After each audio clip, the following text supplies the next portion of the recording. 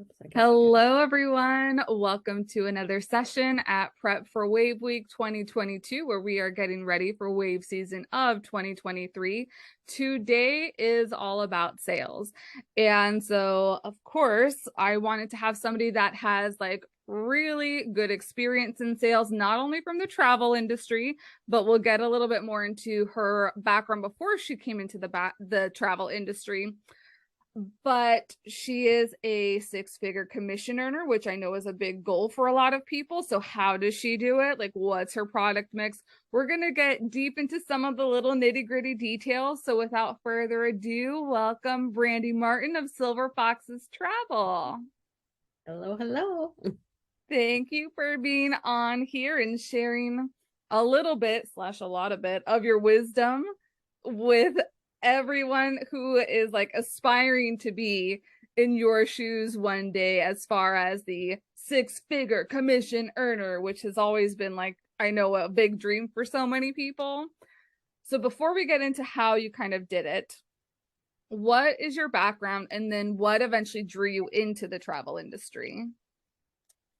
Well, funny you should ask. I am a retired tax accountant. I retired after 25 laborious years of sitting behind a desk and Mm-hmm. having people throw piles of paper at me and me figuring out their issues. But I did work with corporate taxes and I worked with high-end individuals. So I did a lot of complex tax work.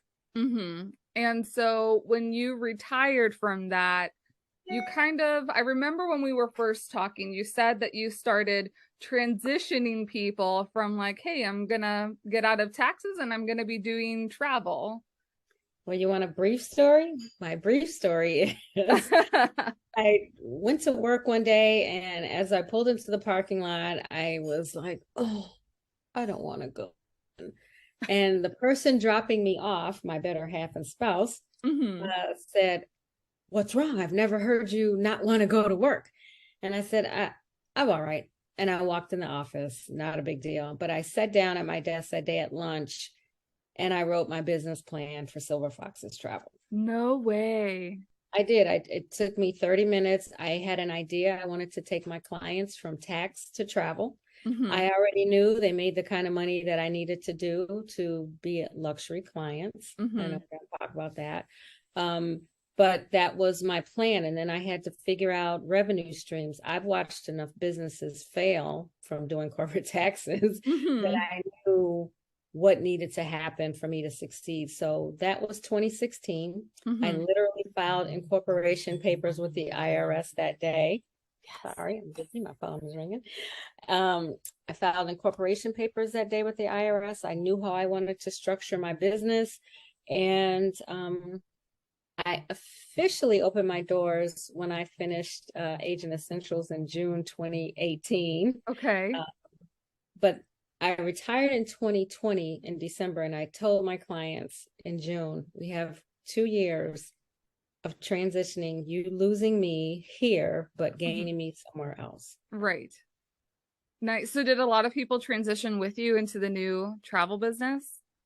But yeah, I've had a lot of case in point today. One of my clients sent me a text, Brandee, I'm going to Paris with my husband. I don't know what to do. And you've been there twice this year. Can you help me? I said, yeah, come on by, stop by the home office, and we'll figure out what your dates are, what you already have planned. And since he's going to be in a conference, we'll find something for you to do for that week that you're there. Nice. That was just today. Mm-hmm. And and they have been calling and watching me on social media. They know what I do. I gave them all my cards and everything before I left, put them on my mailing list for my CRM. And so Mm-hmm. they get regular updates about what's going on and they call. Mm-hmm. Nice. They Nice. work. So to kind of like give just a brief, we won't get nitty gritty into what the numbers are, but you make six figures in commission, which Yep. means that you have to sell seven figures in travel product or fees to Yep. get that six figures in commission. Right. Because our commissions range anywhere from what 5 to 25%, depending on what you're booking and how you're booking and more if you're doing part charters and all that fun stuff. But Right. bottom line, after expenses and payroll and all those things, yeah, I did a little over, as of October, a little over 150. Mm-hmm. Yep. In commissions, which is amazing. So what you're doing now, what you're selling now, is it the same thing that you sold when you were first starting? Well, I decided what I wanted to do, and because I was taking my clients from tax to travel, and I knew what kind of people they were, I knew I needed to do luxury. Mm-hmm. But I also do leisure, but there's luxurious leisure, right? Right. People who have families, and then there are people who just want to go somewhere and have money and will spend. But I did decide on a niche, and different revenue streams for my business because I know it can't just all be me in sales. Mm-hmm. Right. So speaking on that then, and you mentioned that payroll expenses. So aside from payroll, what kinds of expenses would you say that you have now at this level? Well, if I've been to Paris twice this year already, and that was just one, and I'm pretty sure you were on one of those trips with me. Yes. I had air to France. I had to pay my portion of our fam expenses. Anything I buy to promote my business, software products, I just Mm-hmm. bought some new ones this year. Payroll, obviously, I have 1.5 assistants right now. But and there's technology. I'm looking at you on my laptop that I carry to work. I've got my iPad over here, my iPhone over here ringing, my iMac in front of me, and my other Mac that sits with, that I do shows with for my clients when they come in and want to look at itineraries. So technology, travel is our biggest expense, I think. Mm-hmm. Uh, and I was smart because I do know the tax law. Uh-huh. All my travel clothes, and I'm very loyal to Chico's because they're the Garanimals for adults, but I got all my shirts monogrammed. So when I walk out of here, if I'm Nice. packed, all my shirts say Silver Foxes Travel. And that is advertising for me. I mean, we do advertising, cards and flyers and all that fun stuff. But so tons of expenses that you have. But once you are past that first couple of years, I started with a plan. So I told my better half, "Hey, I'm taking 60,000 out the bank to start a business." She's like, Mm-hmm. "What? What do you mean?" Well, I got to buy stuff. It takes Right. money to make money. Right. So you have to put in. You can't just come to this kind of position and say, "Oh, I think I want to be a travel agent. Right. I have a phone." Yeah, it's not going to work. Right. Right. Now, did you start off with a team? I did not start off with a team. I started off with a team in my business plan. Okay. It was supposed to happen my third year. When did I Mm-hmm. say I started? 2018, 2019, 2020. Officially, yeah. What happened that year? I can't remember what it was. So actually, that was a great year for me in team building, believe it or not. Huh. I put an ad in LinkedIn, and I know that it takes a little bit more than a year to have somebody trained enough to be able to be successful in this. So Mm-hmm. when I put that ad out, I thought, here's a great time for me to be down. I can do virtual training. They can do virtual training. We can get some things under their belts. We'll get them the hard stuff. People want to be educated. They want to have letters behind their names. Mm-hmm.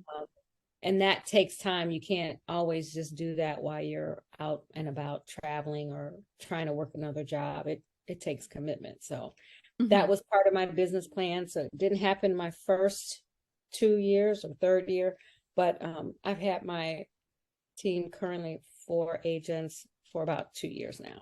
Okay. Would you say, now I'm going to be like spitfiring different questions. Would you say that, so payroll is an expense. Obviously, you pay the people that are underneath you. Do you also pay yourself a paycheck? So, being the savvy tax accountant that I am, Mm-hmm. I do get a bi-monthly. I do payroll twice a month, the first Okay. and the 15th. case you don't know, that kind of rolls in with commission checks, right? Right. And I also pay myself as a corporation because I am a C Corp, not a S Corp, not a LLC, not a sole proprietor. I'm a full-fledged corporation. Okay. I pay myself dividends because I know the rules for dividends. So I give myself dividends based on how well the company does. If we have a financial structure, if they write $500,000, I get a $5,000 dividend check. If they write $1 million, I get a $10,000 commission dividend check. If they wrote $2 million, I got a $20,000 dividend check this year. Mm-hmm. So far. Would You you can get that higher. Are you full-fledged corporation or is it like an S Corp? Because I've heard of S Corp. I'm a C Corp. Okay. Silver Foxes Consulting Inc. Files a 1120 with the IRS per year. Okay, cool. Yeah. Getting into the subject of fees, did you always charge a fee when you first started? Oh, my first year I was a chicken. I was like, I can't charge fees. I don't know anything. Let's consider it training. So I didn't, but I've been on board well before COVID to charge fees, because when I sit here, I'm working. Right. I have assistants that do work, and I had actually one assistant who didn't understand. She says, why do I have to tell them that there's a fee? And I said, I make commission on sales. You get paid from fees. And I had no questions from her after that, because she knew she works, she does itineraries, she does filing, she does research. How does she get paid? She has to charge those fees so that people get paid. And case in point, before we started talking, my phone rang, right? Somebody wanted to change a trip I had already changed twice. So that's 3 hours out of my day. Was a $250 fee I charged her worth it? Let's just pray the commission ends up being worth it. I was going to say, how did you determine what you wanted to charge as a fee? And are you even like thinking about that situation? Like, I should probably change how I do fees. No. I came up with a fee structure. I said, because most of the work is my assistant's, my job is to close the sale, right? So I'm the salesman, and people are not just the travel agent. I am the salesperson, because you say, Brandee, I'm thinking of, and I have to sell you on that trip. So my pay is a commission. Her pay as the admin, I mean, what do I pay her? 20 or 30 bucks an hour. So our fee is structured around how much time I think she's going to spend getting their nitty gritties together. So, at 20 bucks an hour, she might spend 10 hours. She's getting better at putting together itineraries, so maybe a little less. So for a one-leg trip, it's $175. If it's a 3 or 4 leg trip, it's $400. It really depends on how much time I think she's going to spend. And so I built my fee structure around how much time does it take to plan the kind of trips that people want. And then I instituted something called, I'm a United 1K member. I'm a Marriott Gold. I'm an IHG Platinum Aspire, whatever the heck it is. So why can't I have a loyalty program? So I instituted the Sterling Silver Circle and the Silver Circle. So what does that mean for your clients? My Sterling Silver Circle clients pay me $1,200 a year to be their beck and call girl. That's what I call it. I'm their travel agent. They can call me 24 hours a day. If they're traveling, of course, they get 24 hours a day because we're a luxury concierge service. But if they, are sleeping in the middle of the night and they want to go on a trip and they want to call me at 2 a.m., thanks for calling the Sterling Silver Circle line. That's amazing. They get priority. They get some perks. Their first 2 limo rides to the airport are free. They get like little package. They get a really cute little, you probably can't see my background. There we Sterling go. Silver Circle cup to take with them while they travel. And they really just get to have my full undivided attention. If they called right now, I'd say, Rita, hang on a minute.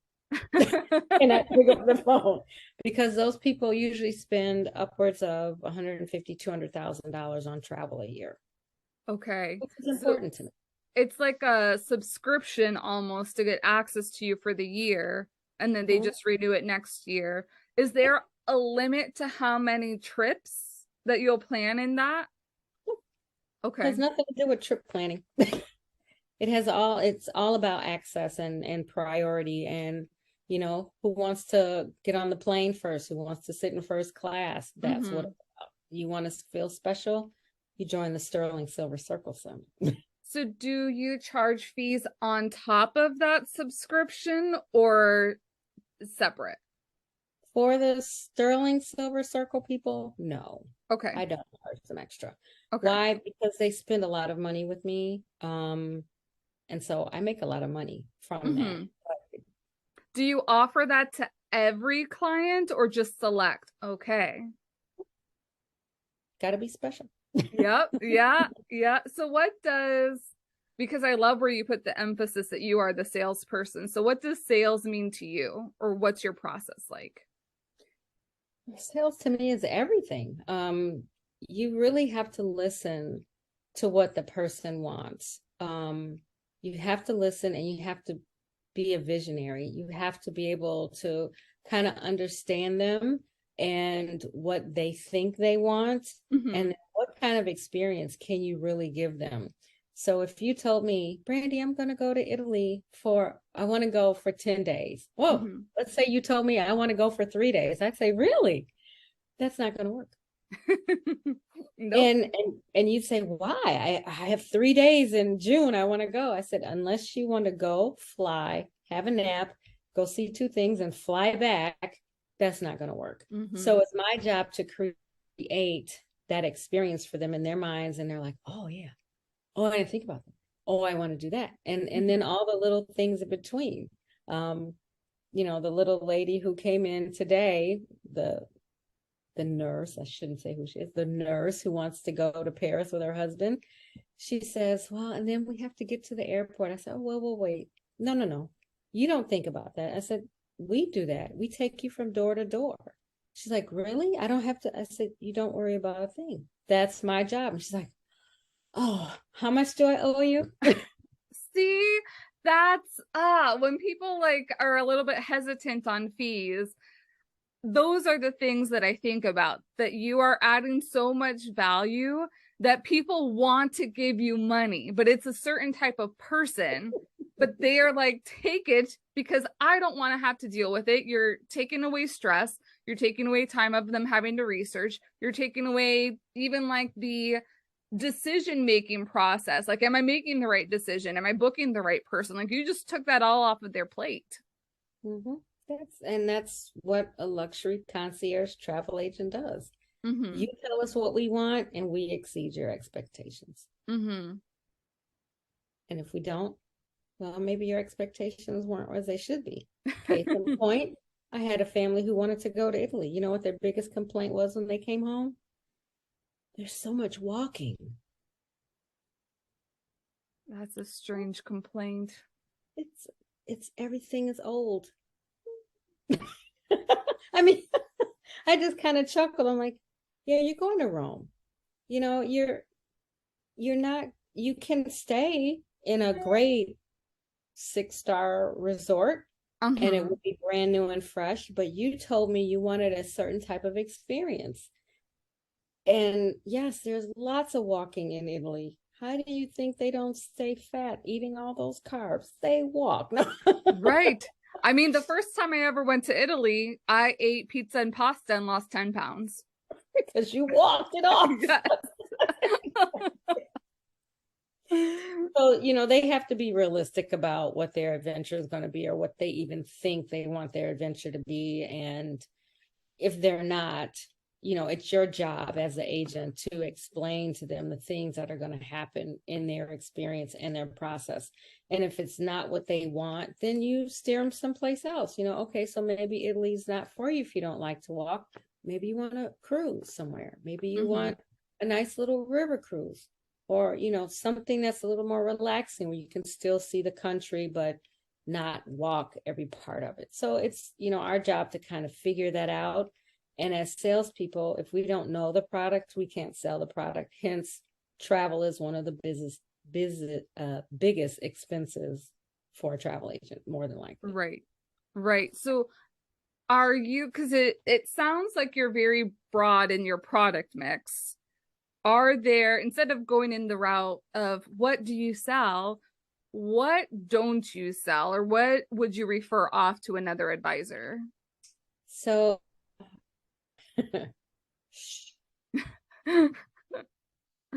kid stuff. One, because my kids are older and I don't do that so much. You kind of do more of what you can experience. Have I done it? Yes. Have I been to Disney 1,000 times? Yes. Can I book Disney? Yes. Do I want to? No.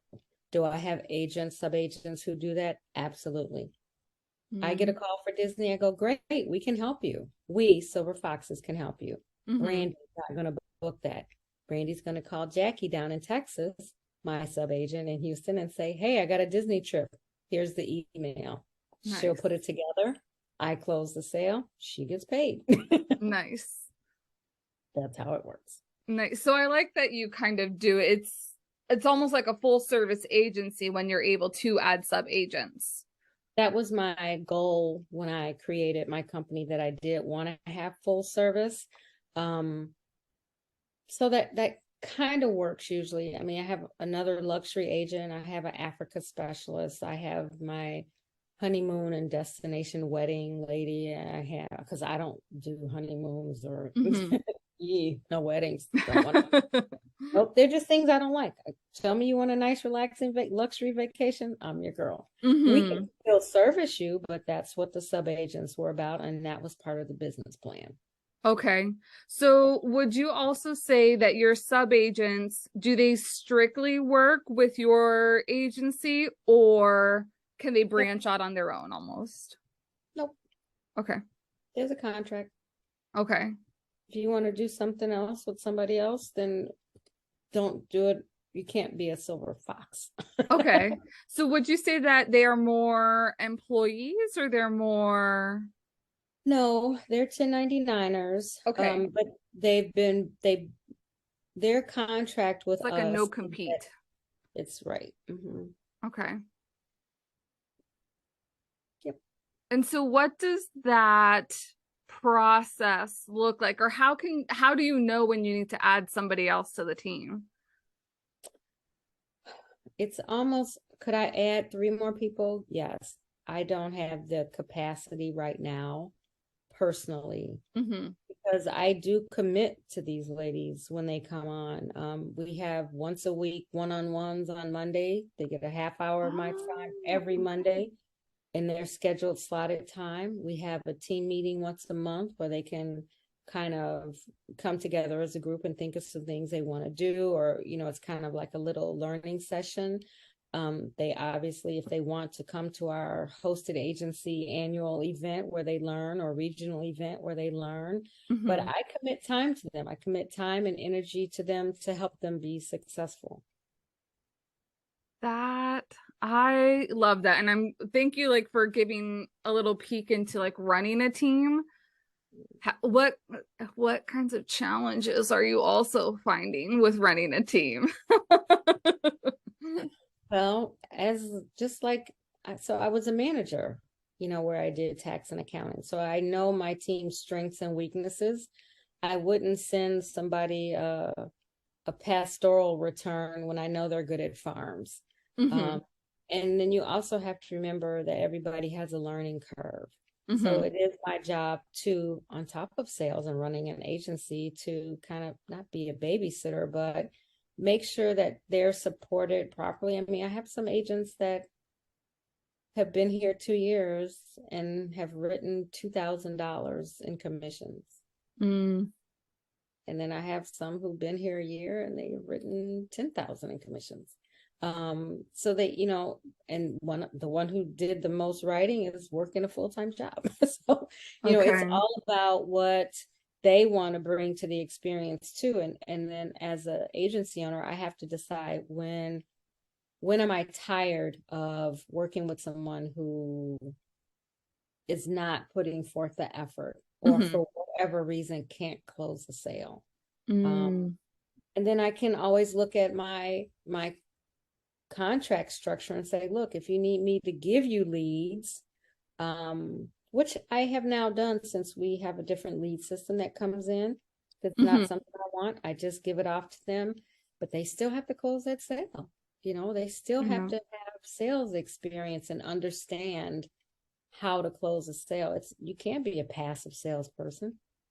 How, like, what advice can you give to people that's one of their biggest hiccups is trying to close the sale once they've gotten through most of the process. That's the hardest thing, is to close the sale, get the fee, start the booking process. I always think of it like this. If somebody's called me to book a trip, they Mm-hmm. want to go somewhere. Mm-hmm.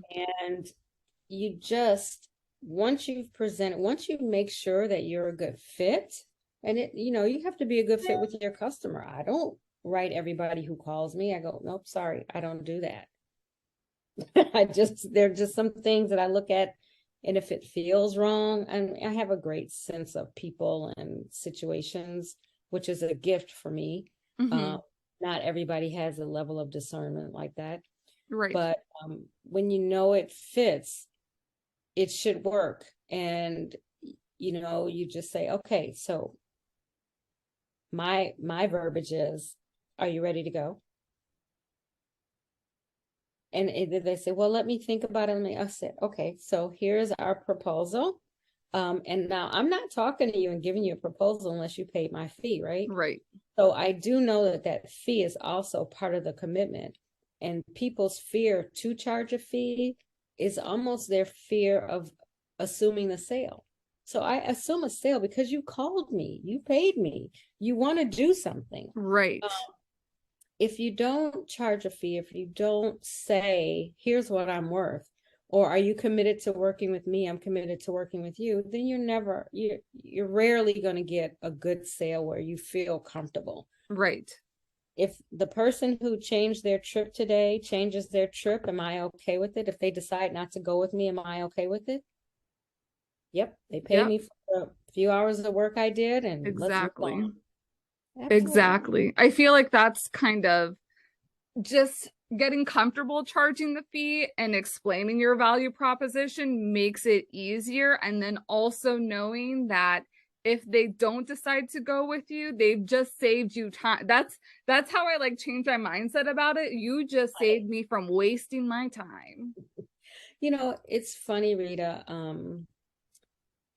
As a tax accountant, I have enrolled agents, CPAs, CFAs that worked for me that have gone through years and hours of education to have these letters, MBAs, JDs behind their Mm-hmm. name, and they're afraid to ask for a retainer. And that was one of the things I had to do when I started with my staff, was say, you are worth it. I said, did you go to school for 20 years to make $1.80 an hour? And they're like, no. I said, so why is it that I make twice as much as you do in half the time that you work? Mm-hmm. Because you're not doing what you need. You have to believe in yourself. You have to understand your value. Right. Anybody can Google. Anybody, and I love to tell my clients, absolutely, look online. Tell me what you think you like. Right. Look online, book with a travel agent. Right. If you want to book online, by all means, but don't call me when you're stuck somewhere. Right. Don't it's call me when always you're it's always funny at the end when they're like, ah, and I'm like, I'm sorry, I can't take that liability. I can't. That's right. We pay errors and omissions for a reason, because we know we're a trusted advisor. And if Right. we screw up something, well, we'll take care of it, because that's what a good agent does. Right. But yeah, if Expedia blows up something, and I shouldn't say Expedia, but any booking engine Right. online doesn't work your way, or you click the wrong button, you could just be SOL. Yep. Yep. And Shame many, on many Lucy. are. Yep. Love it.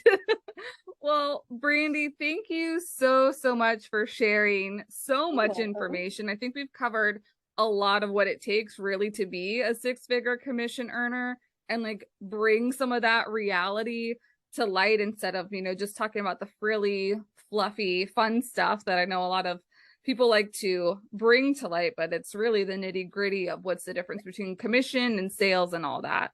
So I have your email. I'll go ahead and I'll put it in the notes, but if anybody had questions, it's brandee.martin@gmail.com. That's it. And Brandee with 2 E's. Double E. Yes. Extra. Yes. This was such a fun conversation, and I really love diving in with you. So thank you. Thanks for reminding me why I'm sitting here in a t-shirt today, relaxing. Right. Yes. I was going to say luxury agent, and luxury means whatever to whoever. That's right. Your luxury, and it's your business. And it doesn't matter what you're wearing, but you got the sales and the commissions to prove it. It can vary on so many different levels. Right. My luxury is that I'm going to eat a box of Fannie Mae candy after we get off this call. Nice. You go for it. All right, everyone. Thank you for tuning into this session. If you have purchased the study hall pass, we'll see each other at 3 p.m. Eastern for an hour to do some co-working today, and enjoy the rest of today's sessions. Bye for now.